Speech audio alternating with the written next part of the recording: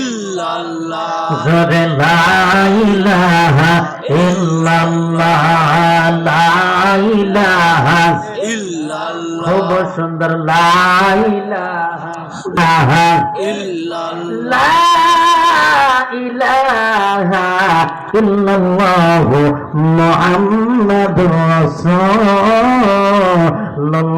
সাল্লাল্লাহু আলাইহি ওয়াসাল্লাম। তাহলে একটা তাকবীর মেনে দেন, নারে তাকবীর, আল্লাহু আকবার। হুজুরপুরি হুজুরের আগমন, শুভেচ্ছার স্বাগতম, নারে তাকবীর, আল্লাহু আকবার, নারে তাকবীর, আল্লাহু আকবার। আমার ভাইয়ের, আমার বন্ধুগণ, আর লম্বা নয়, আর আমি লম্বা করব না।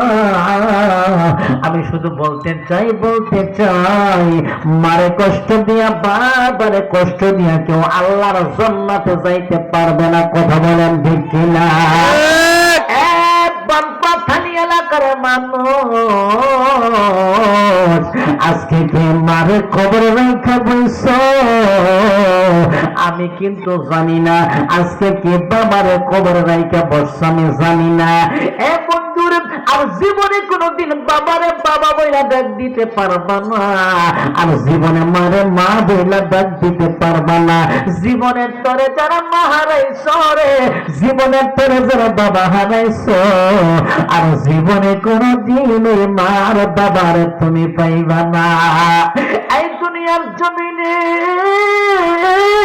কত সন্তানদের দেখি মার জন্য গুরুস্থানের পাশে দাঁড়াইয়া চিৎকার মেরে কান্দিয়ার বলে, মা গো,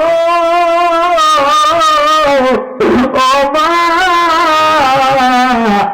আর জীবনে কি কলিজা বইরা ডাক দিব না, আর জীবনে কি ফোন কইরা খবর নিবা না, বাবা রে এখন কেন বাড়ি আসো না, আর জীবনে কি মা গো তুমি নিজ হাতে রান্না কইরা খাওয়াইবে না। ও আমার তামাম পৃথিবীর খবর মোবাইলের মাধ্যমে, ইন্টারনেটের মাধ্যমে, ফেসবুকের মাধ্যমে, গুগলের মাধ্যমে পাই গো মা, কিন্তু তুমি খবরে কেমন আছো মা, তোমার তো কোনো খবর পাই না। এই আমার ভাইরা, মা কত দামি জানো? মার মুখের জবান দিয়ে সন্তানের জন্য যদি কোনো দোয়া করে, দোয়া করতে দেরি হয় কিন্তু কবুল হইতে দেরি হয় না।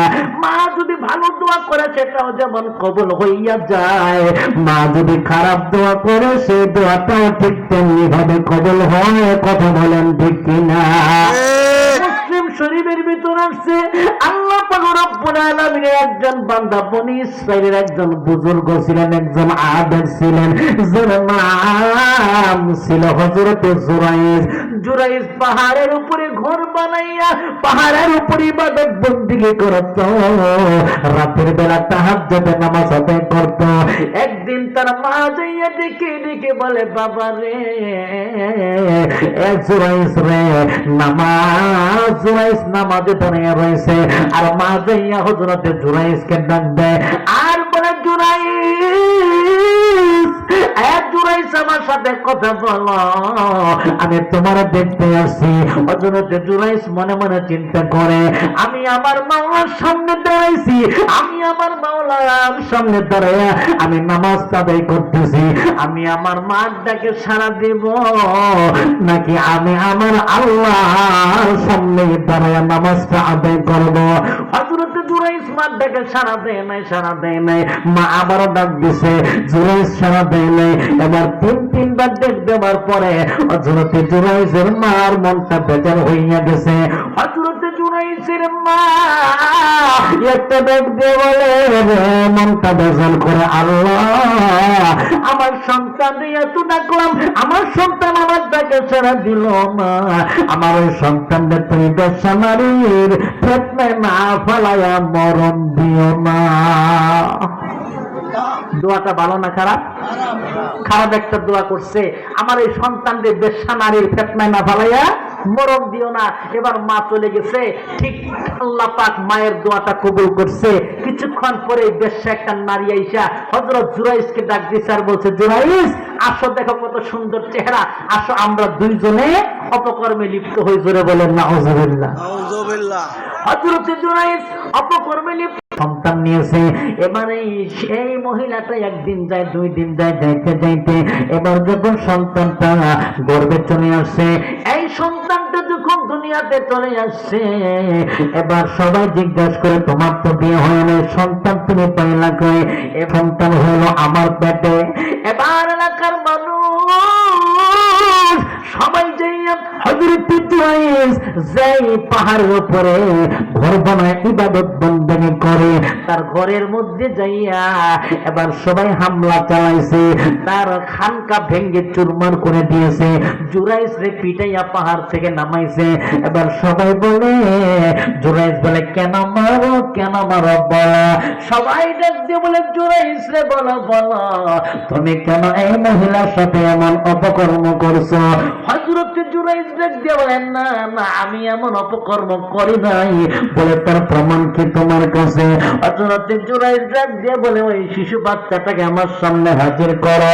ওই ছোট্ট নাবালক শিশু বাচ্চাকে হযরত জুরাইজ একটা ডাক দিয়ে বলে, এ আল্লাহর বান্দা, তুমি বলো তোমার বাবাকে, মান হুয়া আবুক, তোমার বাবাকে বলো।